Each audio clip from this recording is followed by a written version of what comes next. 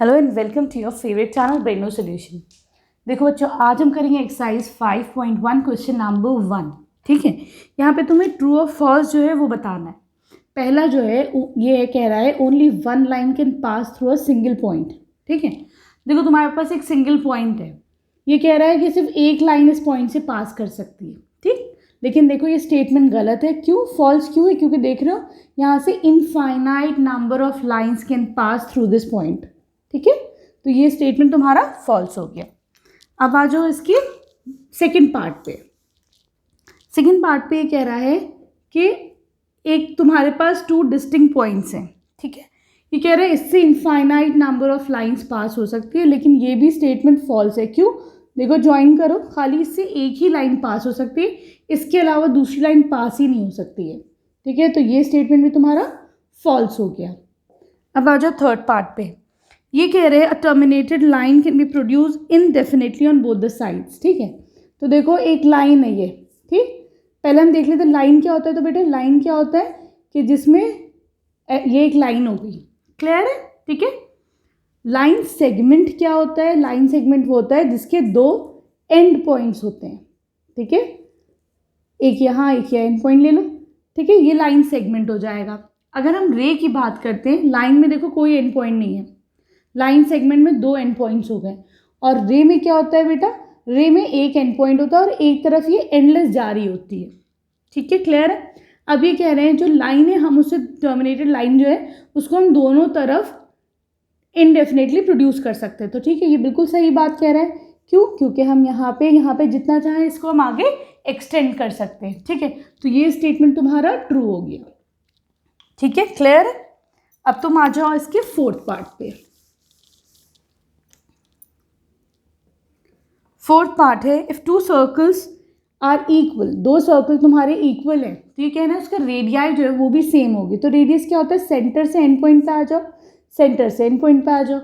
जब दोनों circle equal है तो बेटा उसका रेडियस भी दोनों का इक्वल होगा। ठीक है, R1 इक्वल टू R2 होगा। तो ये स्टेटमेंट तुम्हारा ट्रू है। ठीक है, सही है।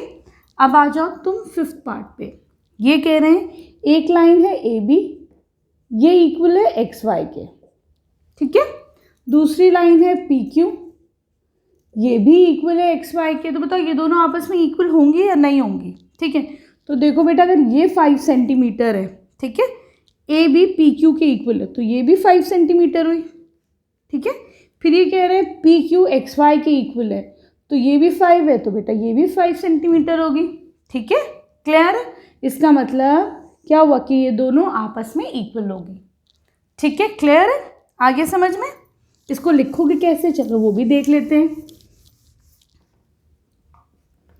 इफ AB, लेट लिख दो। ठीक है, let AB equal to 5 centimetres. ठीक है, ये किसके इक्वल है?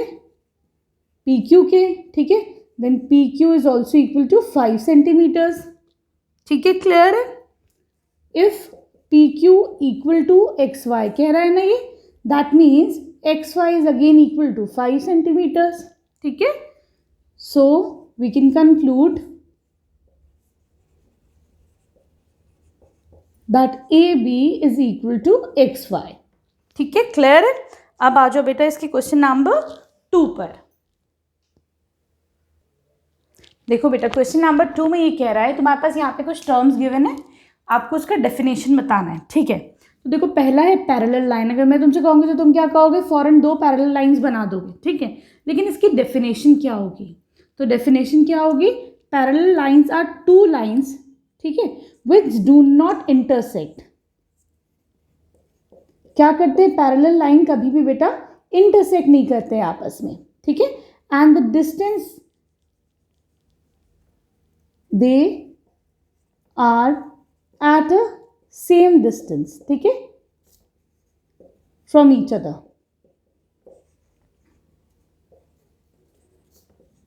इसका मतलब क्या हुआ कि अगर यहाँ पर 2 सेंटीमीटर है तो यहाँ पर भी 2 ही सेंटीमीटर इसका डिस्टेंस होगा। ठीक है, आगे समझ में पैरेलल लाइन क्या होती है।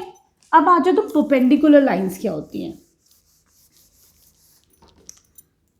जो परपेंडिकुलर कैसी लाइंस होती हैं, ये लाइन क्या होगी आपस में परपेंडिकुलर है, क्यों, क्योंकि ये इंटरसेक्ट कर रही है एट राइट एंगल, मतलब इन दोनों के बीच का जो एंगल बन रहा है दैट इज 90 डिग्रीज, ठीक है।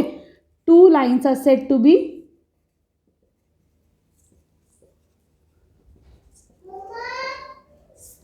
perpendicular if they intersect at 90 degree. अगर ये 90 डिग्री पे इंटरसेक्ट करती है तो ये दोनों लाइंस परपेंडिकुलर कहलाई जाएंगी। चलो बच्चों, इसका जो थर्ड पार्ट है दैट इज है what is a line segment. तो लाइन सेगमेंट क्या होता है, line segment is a part of a line, ठीक है, it is a part of a line. एक जो लाइन होती है उसका एक पार्ट होता है, ठीक है। इट हैज़ 2 एंड पॉइंट्स, इसके 2 एंड पॉइंट्स भी होते हैं, ठीक है, and has a definite length, ठीक है, and has a definite length, इसकी जो है एक लेंथ होती है, ठीक है, क्लियर। जैसे 2 सेंटीमीटर मान लो, 5 सेंटीमीटर मान लो, लेकिन लाइन की तुम्हारे पास कोई नहीं लेंथ होती है, लेकिन लाइन सेगमेंट की होती है, ठीक है, क्लियर है। आ गया बात समझ में, डिफरेंस भी समझ में आ गया लाइन और लाइन सेगमेंट के बीच में। अब आ जाओ तुम रेडियस पे। What is the radius, radius term कहाँ यूज होता है, सर्कल्स में, है ना। ये तुम्हारे पास सर्कल है, it is the distance between the centre and the end point of the circle, ठीक है। ये तुम्हारा सेंटर है, ओ मान लो, तो रेडियस को क्या कहोगे, it is the distance between centre and the end point, ठीक है। या बोल सकते हो it is the line segment joining the end point two the centre of the circle, ठीक है, क्लियर है। अब ये तुम्हारा रेडियस ये भी हो सकता है, रेडियस ये भी हो सकता है, रेडियस ये भी हो सकता है, ठीक है। आ गया बात समझ में। अब आ जाओ व्हाट इज अ स्क्वायर।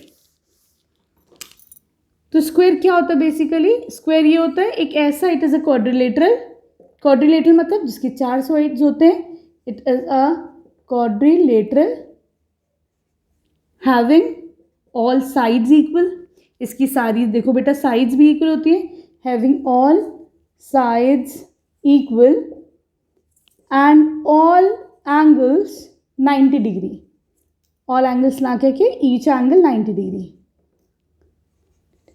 इसके सारे एंगल्स भी जो होते हैं वो 90 डिग्री के होते हैं, ठीक है, क्लियर है। स्क्वायर में क्या होता है, सारी साइड्स इक्वल, सारे जो एंगल होते हैं दे आर एट 90 डिग्री, ठीक है, क्लियर है बेटा।